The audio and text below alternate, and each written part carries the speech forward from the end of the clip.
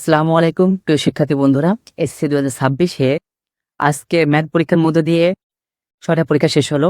অনেকে প্রশ্ন করেছে আমাকে যে, "ভাইয়া আমরা ইংলিশ পরীক্ষায় যদি আমি এ পাই, ম্যাথে এ পাই তাও কি এ প্লাস পাওয়া সম্ভব কিনা?" আমি বারবার বলেছি যে তোমাদেরকে যে ৩ টা এ আর বাকি সবকটা যদি এ প্লাস পাও আর 4 সাবজেক্টে যদি এ প্লাস থাকে তাহলে তোমাদের এ প্লাস। যেমনটা ধরো আমাদের ইংরেজি ১ম পত্রে ইংরেজি ইংরেজি ১ম পত্রে পরীক্ষা হচ্ছে টোটাল মার্ক হচ্ছে ১০০। ইংরেজি ২য় পত্রে মার্ক হচ্ছে ১০০। টোটাল মার্ক হচ্ছে কত? ২০০। এখন আমাদের যদি ১০০ এখান থেকে যদি আমি হচ্ছে ১৬০ পাই, ১৬০ পাইলে এ প্লাস। এখন ৮০ ১৬০ পেলে এ প্লাস। এখন আমার হচ্ছে কথা হচ্ছে যদি আমার ফার্স্ট পেপার খারাপ হয় তাহলে আমার সেকেন্ড পেপার ভালো করা লাগবে। যে বাংলার ক্ষেত্রেও সেম, বাংলা ১ম পত্র যদি খারাপ হয় তাহলে সেকেন্ড পেপার ভালো করা লাগবে। এখন যদি আমার ২ টা সাবজেক্টে যদি এ চলে আসে তাহলে তো এ প্লাস পাস সোটা। এই কারণে আমার যেটা আমি বলেছি যে তোমরা ওই চিন্তা করবে না যে আমাদের পরীক্ষা খারাপ হইছে, আমি এ পাইতে পারি। এই চিন্তা মাথায় দূর করে বাকিগুলো পরীক্ষা দাও। যেহেতু ৬ টা পরীক্ষা হইছে, ম্যাথমেটিক্স আর ইংলিশটা একটু সবারই ম্যাক্সিমাম স্টুডেন্ট শুনতেছি যে কমপ্লেন যে, "ভাইয়া আমার তো ম্যাথ পরীক্ষা খারাপ হইছে, আমার তো ইংরেজি পরীক্ষা খারাপ হইছে। আর আমার দ্বারা কি এখন এ প্লাস পাওয়া সম্ভব? নাকি আমার স্বপ্নটা স্বপ্নই রয়ে যাবে? স্বপ্নটা বাস্তবে পূরণ হবে না?" এই সমস্ত কথাবার্তা চিন্তাধারার মধ্যে দিয়ে যারা ভুগতেছো ডিপ্রেশনে তাদেরকে বলবো যে এই সমস্ত চিন্তা ভাবনা করা মাথার থেকে টোটালি ছেড়ে দাও, বাদ দাও। দিয়ে পড়তে বসো ভালো করে, বাকিগুলো গ্রুপ সাবজেক্টে ফোকাস করো, গ্রুপ সাবজেক্টটা ভালো করো। দেন একটা ভালো মার্ক করো আর ইনশাল্লাহ প্লাস তোমাদের থাকবে বলা যাচ্ছে। ধন্যবাদ সবাই। আসসালামু আলাইকুম প্রিয় শিক্ষার্থী বন্ধুরা। আজকে যে টপিকটি আলোচনা করব সেটা হচ্ছে নবম দশম শ্রেণী সেট ফাংশন। তো সেট ফাংশনে আজকে যে জিনিসটা শেখাবো সেই জিনিসটা হচ্ছে বেসিক থেকে শুরু করব। এখন বলতে পারো যে, "ভাইয়া আমার সেট ফাংশন করে আমার কি লাভ হবে?" সেট ফাংশন করলে তোমাদের অনেকের আছে যে ফ্যামিলিগত ক্রাইসিস বা ফ্যামিলির আর্থিক সমস্যা থাকতে পারে। সেক্ষেত্রে তারা আমার চ্যানেল ইউটিউবের ক্লাসগুলো ভিডিওগুলো দেখতে পারো। মনে হয় যে এই যে সহজভাবে বোঝায়, স্বাবলম্বীভাবে বোঝানো হবে। এই ধারাবাহিকতা তোমরা আমার ভিডিওগুলো দেখতে পারো। তা চলো শুরু করা যাক আজকের class. Basic set function. Set আমাদের নবম ও দশম শ্রেণীর ম্যাথ বইতে আছে ২.১ এ, ফাংশন আছে ২.২ এ। এখন আমরা বেসিক যেটা শিখবো সেটা হচ্ছে ইউ এর মতো বড় আকারে যেটা থাকবে, বড় ইউকে কি বলবো? ইউনিভার্সাল। কি বলতে পারি আমরা? ভার ভার্সাল, ইউনিভার্সাল। এর অর্থ হচ্ছে সার্বিক সেট। এর অর্থ কি? সার্বিক সেট। এখন এই সার্বিক সেটটা কোথায় থাকে? এই সার্বিক সেটটা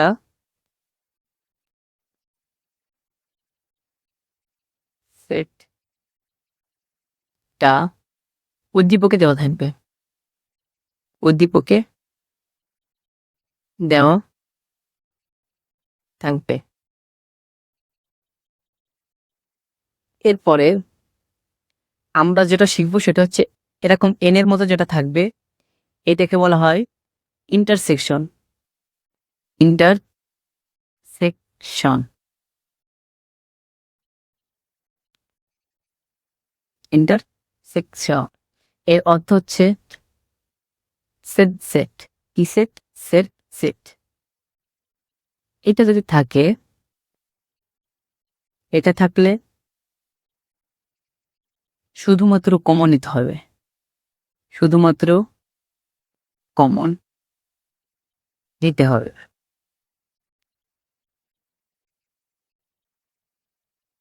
এরপরে আমরা যেটা শিখতে আসবো সেটা হচ্ছে ইউ এর মতো ছোট করে ইউ যেটা থাকবে এইটাকে বলা হয় হচ্ছে ইউনিয়ন। কি বলা হয়? ইউনিয়ন। এই ইউনিয়ন শব্দের অর্থ হচ্ছে সংযোগ সেট। সংযোগ সেট। আচ্ছা, এই সংযোগ সেট যদি থাকে আমরা কি নেব? কমন পাবলিক আনকমন সব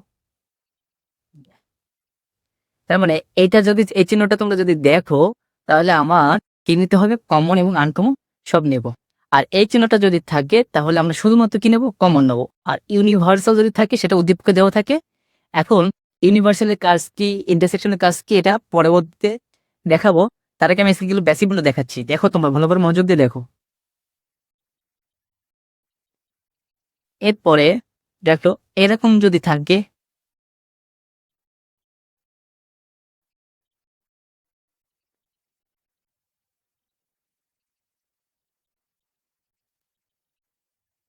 এরকম যদি থাকে, এরকম যদি থাকে, যদি দেখো এরকম চিহ্ন, এটাকে বলা হয় সিম্বল। ইংলিশে বলা হয় কি, সিম্বল। এর অর্থ হচ্ছে প্রতীক। এর অর্থ কি, প্রতীক।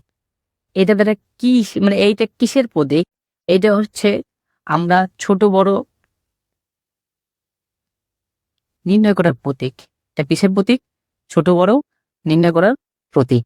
এখন আমরা যেটা শিখবো সেটা হচ্ছে আরেকটা বিষয়, এটাতে কি বলা হয়, এটাকে ইংলিশে বলা হয় এলিমেন্ট। এলিমেন্ট, এলিমেন্ট এর অর্থ হচ্ছে কি, এর অর্থ হচ্ছে উপাদান। এর অর্থ কি, উপাদান সংখ্যা। ভালো করে খেয়াল করবে, বোঝার চেষ্টা করবে আমি কি শেখাতে চাচ্ছি। এরপরে এইখানে যেটা এরকম যদি চিহ্ন দেখা যায়, এটাকে বলা হয়, এটাকে বলা হয় সাজ দ্যাট। কি বলা হয়, ইংলিশে বলা হয় সাজ দ্যাট। এর অর্থ কি, এর অর্থ হচ্ছে যেন।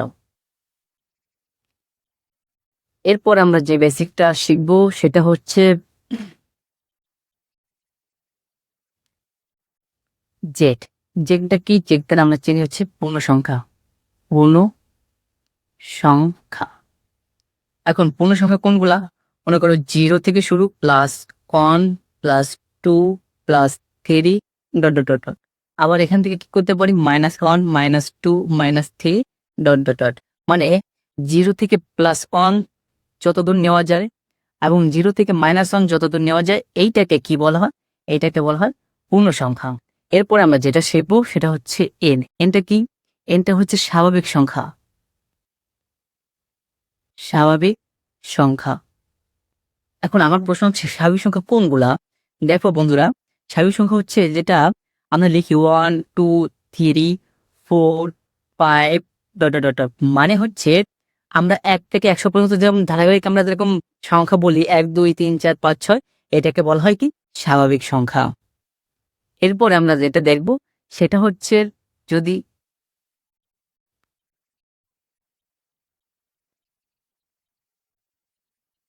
এ প্রাইম যদি থাকে, এই চিহ্নটাকে বলা হয় কি, প্রাইম। এই চিহ্নটাকে কি বলা হয়, প্রাইম। এর অর্থ হচ্ছে পূরক সেট। আচ্ছা, আরেকটা জিনিস দেখবো আমরা, যদি এ গুণন বি যদি থাকে, এইটাকে যেটা আছে এটাকে বলা হয় কার্তেশীয় গুণজ। কি বলা হয়, কার্তেশীয় গুণজ। এখন যদি বলা হয় যে 3 এর গুণিতক, এই গুণিতক শব্দের অর্থ হচ্ছে আমি যেটা মনে করি বা যেটা মানে আমি মনে করি বলতে ভুল হয়েছে, 3 এর গুণিতক বলতে বোঝায় 3 ঘরের নামতা। 3 ঘরের নামতা, এই 3 ঘরের নামতাকে আমরা কি বলতে পারি, 3 এর গুণিতক। এরপরে যদি এরকম যদি থাকে পি দিয়ে এ, তাহলে এইটাকে বলা হচ্ছে কি, power of set. Power of set. আচ্ছা, এইটার পাওয়ার অফ সেট এটাকে বলে, এর একটা সূত্র আছে, সেটা হচ্ছে বের করার উপায় হচ্ছে 2n। তার মানে 2 এন হচ্ছে কি, এই এন হচ্ছে যে কটা উপাদান সংখ্যা সেই কয়টা ওটার সাথে, মনে করো সিম্পল একটা বিষয়, একটা উদাহরণ দিই, 1 2 3, এটা কিসের মান, এর মান। এখন আমরা সূত্র জানি কি 2n, তার মানে এই 2 আর এখানে এনটা হচ্ছে কি, এখানে যে কয়টা সংখ্যা থাকবে সেই কয়টা হচ্ছে এর উপাদান সংখ্যা। তাহলে এখানে কয়টা সংখ্যা আছে, 3টা। তাহলে এর উপাদান সংখ্যা কত, 3।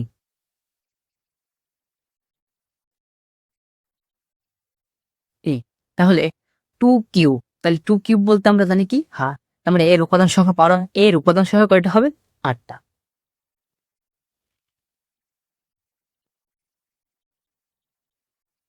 এখন একটু এক্সাম্পল দেখি। মনে করো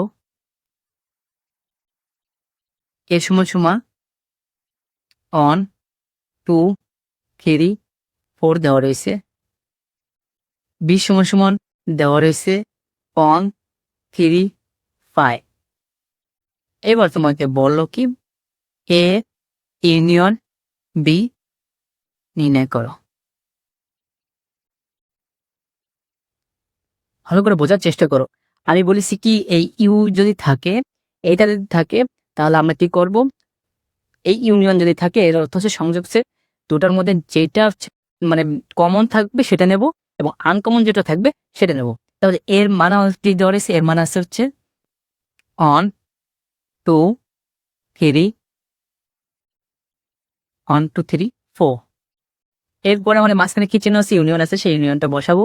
দেন বিতে আছে কি 1 3 5। এখন আমি বলছি এই চিহ্নটা থাকে কি যাবে, কমন আনকমন সব যাবে। তাহলে এখানে কমন কি আছে, 1 আছে, 1 আছে, তাহলে আমরা এখানে নিই 1। এরপর এখানে 2 আছে, এখানে কি 2 আছে নাই, তাহলে এই 1 আর মিল আছে, আমি একটা 1 নিয়েছি, এটাকে বলা হয় কমন নেওয়া। যেহেতু 2 আর 2 মিল নাই, এজন্য এটাকে বলা হয় আনকমন। এই আনকমনটাও বসে যাবে, তাহলে আমরা কি লিখতে পারি 2। এরপরে দেখো 3 3 মিল আছে, এটা একটু কমন আছে, তাহলে দুটা 3 থেকে আমরা কি নেবো, একটা 3 নেব। এরপরে দেখো ভালো করে বোঝার চেষ্টা করো, এরপরে 4 আছে, এখানে কি 4 আছে নাই, তাহলে এটা আনকমন, তাহলে আমরা কি নেবো এখানে 4টাও নেবো। এরপরে এখানে 5 আছে, আমরা কি নেবো 5টাও নেবো। পরে আমরা কিসেটা শিখলাম, এখন ইউনিয়নে শিখলাম। এখন যেটা শিখবো সেটা হচ্ছে 1 2 3 4 দেওয়া রয়েছে এবং বি এর মানকে দেওয়া রয়েছে, বি এর মান হয়েছে 1 3 5। এখন মনে করো তোমার মান চাইলো কি এ ইন্টারসেকশন বি।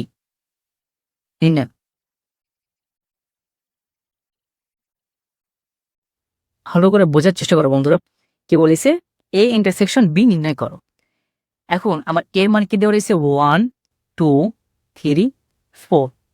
তারপর ইন্টারসেকশন মাঝখানে বসা দিলাম। এবার বি এর মান কি দেওয়া রয়েছে 1 থেকে 5, তাহলে লিখি 1 3 5। এখন আমি এটা বলছিলাম বেসিকের সময় যে এই কমন যদি থাকে তাহলে আমরা বলছি কি এই মানে এই চিহ্নটা মানে এই ইন্টারসেকশন যদি থাকে এটা হচ্ছে কি সেটসে, এটা যদি থাকে তাহলে শুধুমাত্র কি হবে, দুই সাইডে যেটা মিল থাকবে কমন থাকবে সেটা আমরা নেব। তাহলে দেখো বন্ধুরা এইখানে 1 আছে, এখানে 1 আছে, তাহলে আমরা কি নেব 1 নেব। এখন দেখো 2 আছে, এখানে 2 আছে নাই, তাহলে আমরা টোটাল নেব না। এরপর কি আছে 3 আছে, 3 আছে মিল আছে, তাহলে আমরা কি নেব 3টা নেব। এরপর 4 আছে, 4 আছে নাই, তাহলে নেব না। 5 আছে, এখানে 5 নাই, তাহলে কি নেব না। তাহলে অ্যান্সার কি হবে 1 এবং 3, এটাই শেষ। এবি সহজ।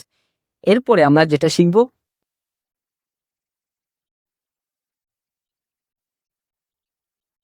এখন মনে করো যে এখানে একটা ইউনিভার্সালের মান দিছে 1 2 3 4 5 6 7। ভালো করে বোঝার চেষ্টা করো। এখন বললো কি এ প্রাইম নির্ণয় করতে বলেছি, কি নির্ণয় করতে বলেছি এ প্রাইম। এখন এ প্রাইম যদি নির্ণয় করতে বলে, আমি বলেছিলাম যে ইউনিভার্সাল অর্থ কি সার্বিক সেট, অ্যান্ড সার্বিক সেটটা কোনগুলা 1 2 3 4 5 6 7 এরকম যদি থাকে এইগুলোকে বলা হয় পরপর যেটা সাজানো থাকে এটাকে বলা হয় সার্বিক সেট।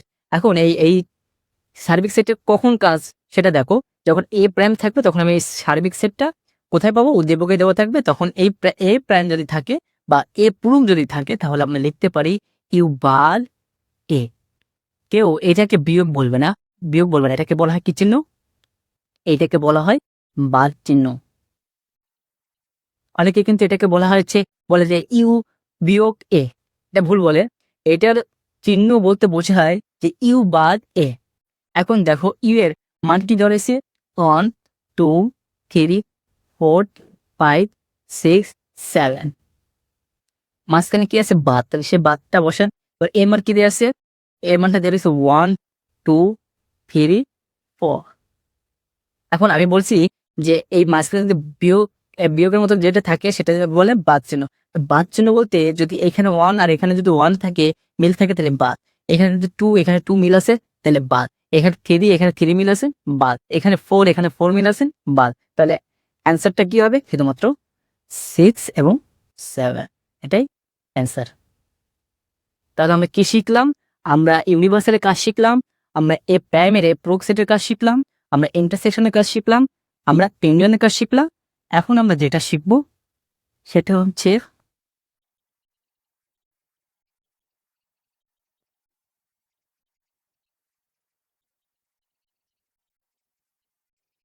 মনে করো এর মান কি দেওয়া রয়েছে, এর মান দেওয়া রয়েছে এ বি, বি এর মান দেওয়া রয়েছে হচ্ছে এ বি সি।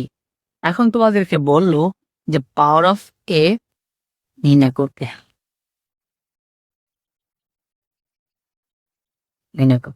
তাহলে আমি বলেছি যে পাওয়ার অফ শেপ যদি নির্ণয় করতে বলে তাহলে আবার এর মান এর মান কত কি দেওয়া রয়েছে এ বি।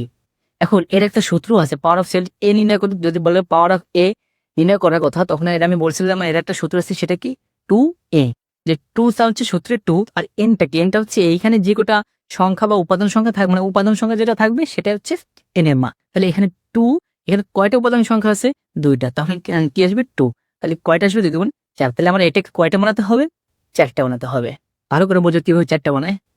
দেখো এ বি কয়টা হলো একটা, কমা এ কয়টা হলো 2টা, বি থেকে আলাদা করে দিই হলো কয়টা 3টা। এখন আমার বলেছে কয়টা বানাতে 4টা বানাতে, কিন্তু হয়েছে কয়টা 3টা, আরেকটা লাগে।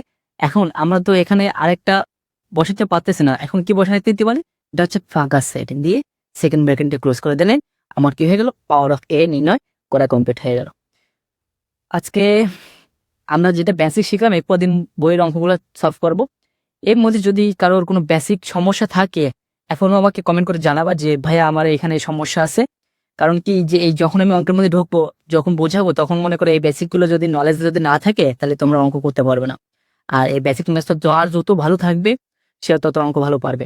আর বেসিক যার থাকবে ক্লিয়ার থাকবে সে মূল বইয়ের অঙ্কও পারবে, এবং সৃজনশীলে যদি টাচ করা হয় তাহলে ইনশাল্লাহ সে সেটা থেকে 10 মার্ক বাদলে সে 10 মার্ককে মানে অঙ্ক করে করে আসতে পারবে। ধন্যবাদ সবাইকে।